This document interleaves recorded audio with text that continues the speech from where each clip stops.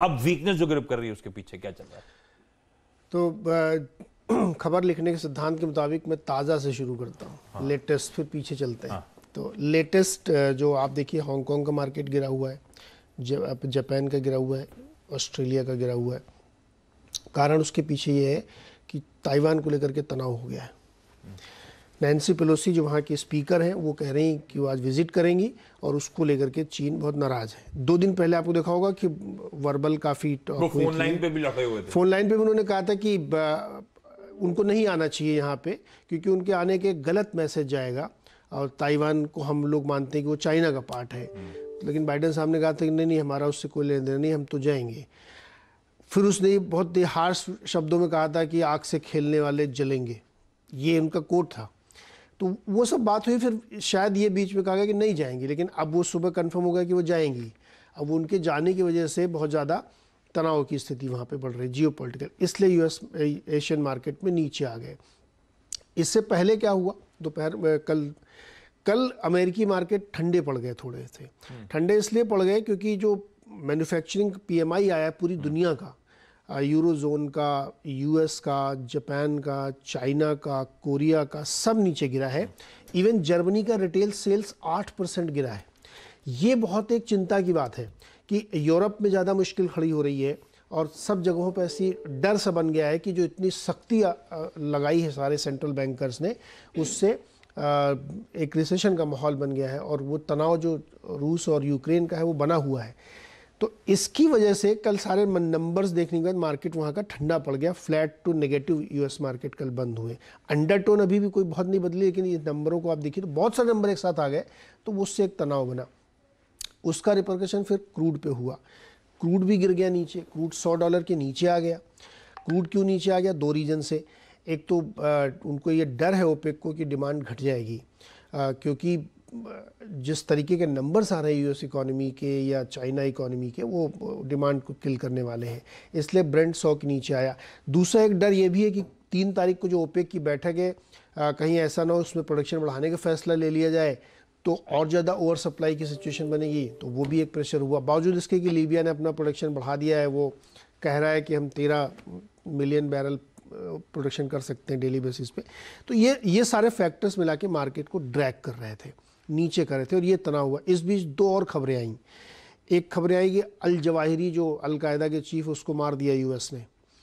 इस खबर से मार्केट का कोई बहुत लेना देना या फ़र्क नहीं पड़ता, लेकिन जियोपॉलिटिकल में एक एड ऑन होता है, क्योंकि वो अलकायदा का हेड था और अभी भी अफ़गानिस्तान अपने आप को उसने शरिया देश घोषित किया है, आज़ाद हो गया है, तमाम है, और यूएस की पूरी फोर्सेस निकलने के बाद उसको मारा है।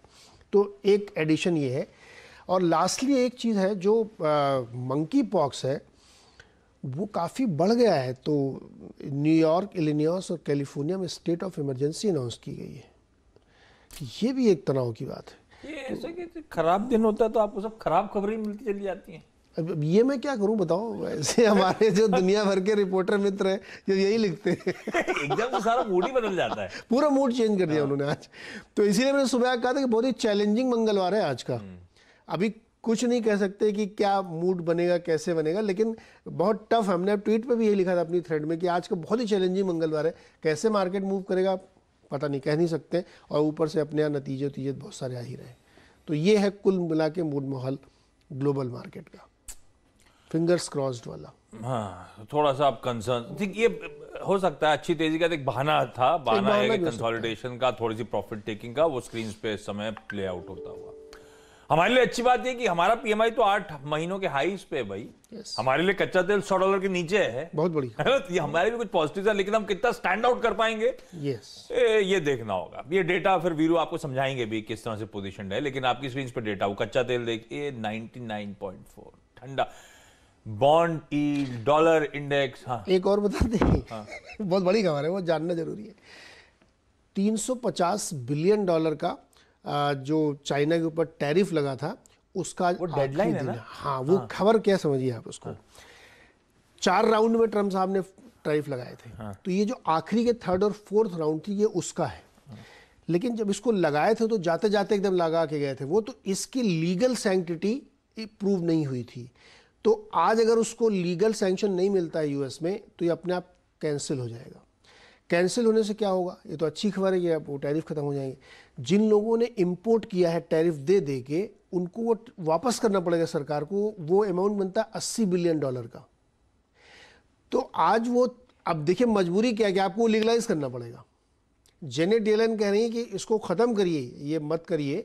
कैथी जो उनकी ट्रेड रिप्रेजेंटेटिव कहते हैं इसको लीगलाइज करो, वरना $80 बिलियन अपने मतलब इसको चाइना को लेना नहीं, विद इन यूएस आप इंपोर्टर्स को भरिए। क्योंकि अगर ये इलीगल मान लिया गया कि ये सैंक्शन इलीगल थे, तो जिन लोगों ने इंपोर्ट किया उस दौरान में उनकी भरपाई आपको यूएस गवर्नमेंट को करनी पड़ेगी। आप दीजिए, वापस करिए, क्योंकि आपने गलत लगाया था ड्यूटी। तो आज ये तय होना है, या तो $80 बिलियन पे करिए, या फिर आप उसको, अगर उसको आप ट्रम्प किया तो। लेकिन ये बाइडेन साहब तो क्लियर हैं कि हम नहीं चाहते टैरिफ बैरियर्स लगाए जाएं। बाइडेन साहब के सामने मुश्किल है कि इसको अगर आप नहीं करेंगे ना तो इन्फ्लेशन फंसेगा, और नहीं करेंगे तो $80 बिलियन बहुत बड़ी रकम है। तो ये खबर भी बहुत हाईलाइट हो रही, क्या चैलेंजेस में क्या होता है। ये आज शाम को पता चलेगा यूएस का फाइनल फैसला।